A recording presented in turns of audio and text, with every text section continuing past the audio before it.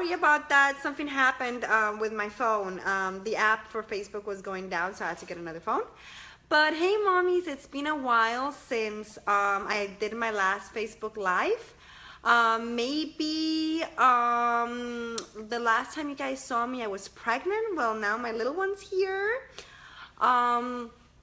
And it's been amazing. He's almost 8 weeks now, so I'm kind of like over my postpartum period, so it's been amazing. And I'll share some really cool stuff that I discovered during that journey and some cool stuff that's going to be happening later on. But I just wanted to touch on a subject that I get asked about all the time, which is co-sleeping, and criticized for too, that co-sleeping is dangerous, that you shouldn't practice it, that the Pediatric Association doesn't recommend it, that it should be dangerous, that baby has to be in a crib with a firm mattress, no blankets, no nothing, just bare. But that's not necessarily true. I used to believe that for a really long time, and I had a lot of difficulty getting it through my head that you could sleep with your baby. And because of that, I suffered so much with my first son, because he was just a really bad sleeper. He wanted to nurse all night. He got up like every 2 hours, 3 hours during the night, and I'm talking well after like the first 6 weeks. And it was really bad for me. I had a lot of sleep deprivation. I felt like I was on that rocker like this all night long with him, and then as soon as I would lay him on his crib, he would like open his eyes like, are you seriously gonna put me here again? And he would just start crying again, and then I would let him sometimes cry for a little bit and go back in bed, but I just could not go to sleep. I could not leave him there crying, although he was right next to me because we were room sharing. He was in our room. So I started to investigate a little bit about co-sleeping and what it was all about. I had a few friends that were doing it, and in fact once in a breastfeeding group that I used to go to, someone mentioned it. And the lactation consultant was kind of like, oh no, like trying to change the subject, like, no, this is not something that is approved by the Pediatric Association, and it can be dangerous, so we don't recommend it. And I was kind of like, but I was so curious about it. So I decided to try it out because I was just so fed up with sleep deprivation with my son that I thought, okay, he was already 4 months old. And I thought, you know what, I'm going to try it. So what I would do is, by that time he was maybe sleeping, going on to 3, maybe 4 hours, but then he would definitely wake up. So what I would do is I would put him in his crib, and then when he woke up, I would bring him into our bed. And that's kind of how I started my process of learning to co-sleep, and that it was okay. And you know what, I was like, you know what, this is great. I just put him there, hop my boob out, and then he latches on, he's suckling, he goes to sleep, and that's it, no waking up, and that was it. And then he would be up the next morning, and it was super cool. So I started to like it, and then I actually co-slept with him until he was 1 year old, when he started to when he stopped breastfeeding basically. So I was kind of like so intrigued about this and started reading about it. And then with my my newborn Isaac, I was like, okay, should I practice co-sleeping with him? He's a newborn, you know, is it gonna be different? When I did it with Sammy, who was already a big, you know, chunky baby, and I was like, well, maybe I shouldn't do it when he's so young. So again, started getting into it again, reading about it, and found out some really cool stuff. Okay, so apart from the benefits of it, co-sleeping is not dangerous. Okay, it's something fairly new to us, because really co-sleeping has been done since like the beginning of time. That's how people used to, you know, I'm talking about the caveman people, you know, that's how they used to function. They would sleep as a family together. So their kids would sleep with them, their babies would sleep with them, and all of them would sleep together for survival basically, so that they wouldn't be, you know, attacked by animals, because they didn't have separate beds in separate bedrooms and things like that, so that for warmth, for so many things. But it was just something that was completely normal. Bed sharing and baby wearing was completely normal. Moms would have their babies with them all the time, kind of like when you see, you know, whales and stuff like that, that they're with their baby for like a lifetime, and they're always with their babies. So it was kind of the same thing. So going back to it, I started to think, okay, well, yeah, maybe I should look into this, because I liked that I could get a lot of sleep with Samuel when I started to co-sleep. So I'm going to look into this.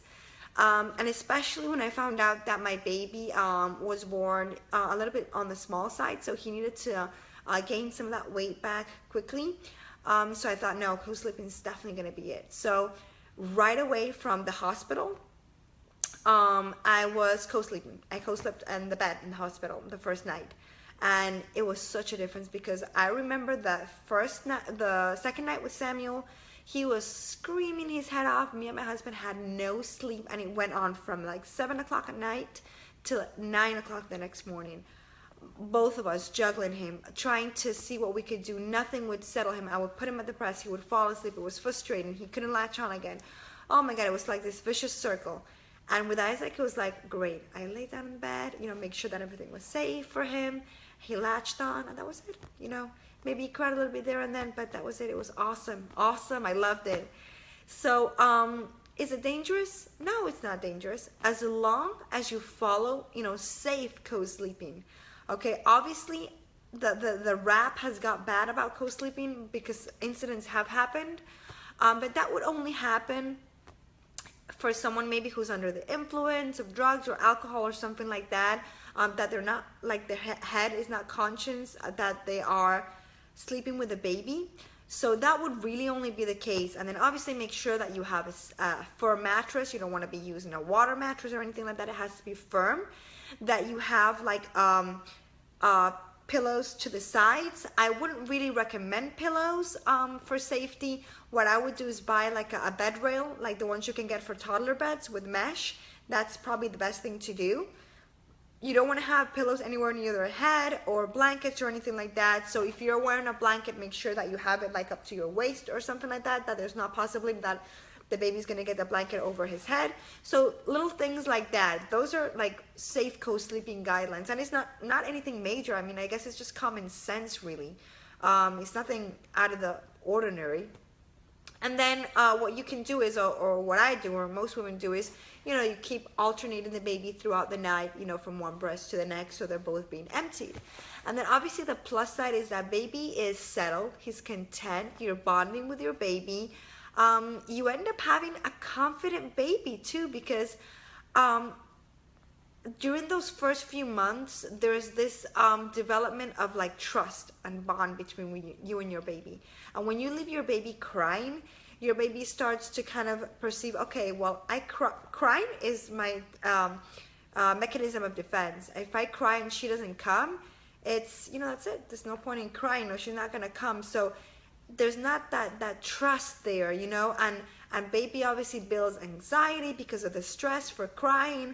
So it ends up building a lot of issues within the baby. And although you think this might be a really early stage, it does create a lot of the developmental traumas and things like that happen later on. It is very important, even during pregnancy.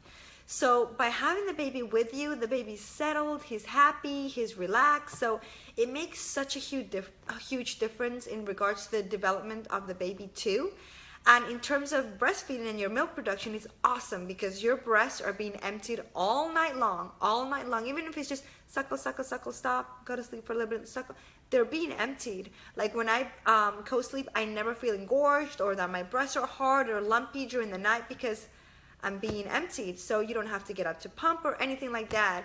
And then you just have the security of knowing that your baby's with him. No need to have those little cameras with you to check if the baby's breathing or not. The baby's just there with you. So it gives you so much more of a relaxed feeling. The baby's relaxed. And it's also great for dad too, because he can get sleep. If the baby's sleeping, even if he's sleeping in the crib near you, he's going to cry. And, there's nothing more like alarming than a newborn cry. It's just like, it's not going to let you sleep. So it's good for the family as a whole too. So I just definitely wanted to encourage you guys to maybe find out a little bit more about it. Especially if you have a great sleeper that just sleeps all night, then wow, what a blessing, and that's perfect. But when you're breastfeeding, I find that most babies that exclusively breastfeed, do tend to get up through the night, especially during those first few months, because breast milk digests so much quicker, and so many more things are happening with the baby. The baby has a lot of connection and attachment to you. He wants to be with you. He wants to feel your warmth. He wants to feel your heartbeat. I mean, at the end of the day, that's how he spent the last 9 months. And the first few days of his life are with you. And with exclusively breastfed babies too, the other thing that happens is that the baby sees you as, okay, she's my only way that I can survive because she provides milk for me. So with baby being next to you, he feels safe, okay, really safe.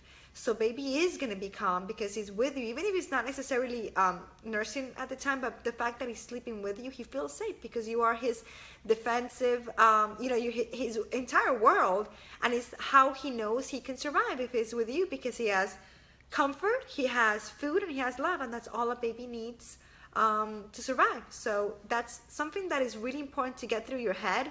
I used to have a lot of people that would say to me, no, you're spoiling your baby. He's never going to be independent. He's never going to be able to sleep on his own. He's going to have sleep issues. That was not the case at all. When I stopped co-sleeping with my son, it was like a super quick transition, and he slept by himself ever since. There'll be other things that happen later on, other milestones that maybe change things like teething or changes in routine, things like that. But for the long fall, he just went right into sleeping on his own, no problem.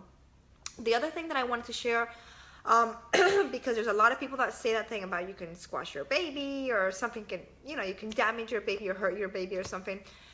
The really cool thing that I've read about lately, and I wondered because I experienced it, I'm like a super heavy sleeper that was post having babies. You could have a marching band right next to me and I would sleep right through it, no problem. But when you're co-sleeping with your baby, something happens in your brain, like your brain makes your body conscious that you're sleeping with your baby and you have to be careful, so you can't move a lot. And that was something that I noticed when I started to co-sleep. I would stay still in the same position all night, really still, like moving baby from one breast to the other, but my position would be the same. I would not be moving. It's like I was asleep, but awake in knowing that my baby was there, and I had to protect my baby, and I couldn't be moving around. So the same way that I went to sleep, it would be the same way, the same position that I woke up. It wouldn't be like my legs everywhere or my arms everywhere. No, it would be exactly the same position. And that they've started to research and find that this does happen when moms are co-sleeping. So it's kind of like your brain is telling your body, even though your body is asleep, that your baby is with you and you're not going to be doing any of those movements around. But like I explained before, it's really important that you are, not under the influence of anything, because obviously then your brain's not going to be functioning the same. So it is completely safe. I love co-sleeping. It's like the best thing that could happen to me. Completely changed my life. So I just wanted to share that with you. Moms, especially moms that are struggling like I did, I never forget those days on that rocker, which seemed like it was hour into hour into hour, and then the next thing it was dawn, and I was like, oh my God, I haven't slept all night, and now I have to go to work, or now I have to do this or the other. So it just makes your life so much better. Again, moms at work, you have heavy work schedules, sleep is super important to you. And I encourage you to learn a little bit more about it, or maybe even try it, see how it works for you. But it definitely makes a big difference. Also, it'll increase your milk supply because you're being emptied all night. So your milk supply goes up at night. So the more those breasts are getting drained during the nighttime, the more milk your body's able to produce, the more nourishment for your baby. And you don't have to supplement or anything like that. So I definitely recommend it. And you know what, at first, maybe your husband or your partner will be a little bit skeptical about it, but for me and my husband, it was a wonderful experience. He was a little bit, again, the same thing, oh my God, maybe we could hurt the baby, but as soon as we started trying it, it was awesome. He loved it too, and it was something that was really cool. I mean, we made this baby together, and we're sharing this wonderful thing with the baby together, and it was awesome.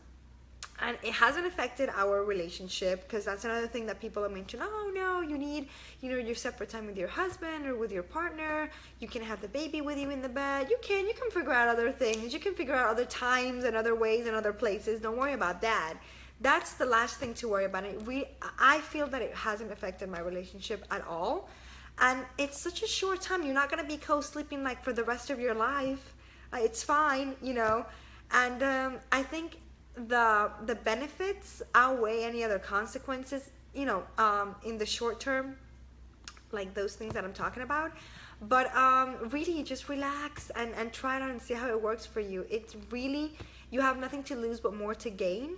And I think for me it was a lifesaver. I will never do that again that I did with Samuel, when I was on that rocker all night, that I was praying that he wouldn't wake up, that when I was walking back to the crib to lay him on the crib. Maybe some of you moms will know what I'm talking about.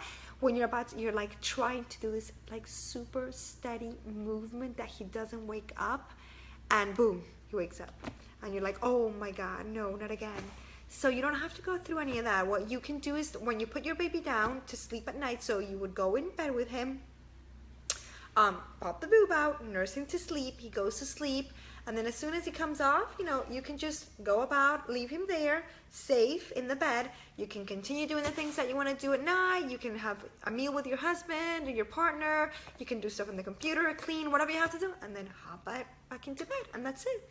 It's so straightforward. There's really not so much complication that goes into it. You don't have to worry so much about it. There's not that much fuss to talk about. It's pretty simple. Like I said, it's natural, and we've been doing it since the existence of time. So I really, really encourage you moms to try it, and it's something that I love, and it's made me really close to my baby.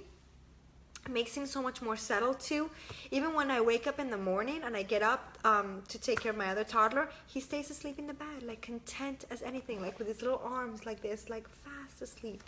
So I really, really, really recommend it, and I'm going to continue reading more about it and like in-depth research and stuff like that to share with you guys, because I love it. It's a subject that I've become very passionate about, just like breastfeeding. So if you guys have any questions about co-sleeping, just because I'm starting to learn about this and getting really interested, give me a shout, you know, send me a Facebook message or something like that. I would love to answer any questions, especially because I've done it for a while now, and I've done it with my newborn since day one. So if you guys have any questions or concerns or advice even, or tips too, please share them on our page here. I would love to hear about them. And also moms, there's going to be some cool stuff happening soon. I have a Shopify page coming up soon, so I can get those nursing t-shirts that all you guys have loved so much, and I have loved so much. That's all I wear. It's amazing. I love them. It's just, oh, and everywhere I go, all the like mom groups that I go to, they're like, oh my God, where did you get that t-shirt? I want one. So I'm definitely going to make that accessible to all of you, because it's made my life so much easier too. So I will do another Facebook Live soon, letting you know about that. But in the meantime, please, moms, share anything you can about co-sleeping. I think it's something that the more we talk about it and make it more normal, it's going to seem like, oh, okay, this is not a big deal. It's just like breastfeeding in public too, not a big deal. So thank you, moms. You guys have a wonderful, wonderful week. Lots of kisses. I've missed you, and I'll make sure he's facing that way next time so you can see his face. Okay, say bye, Isaac. He's just fast asleep. Bye.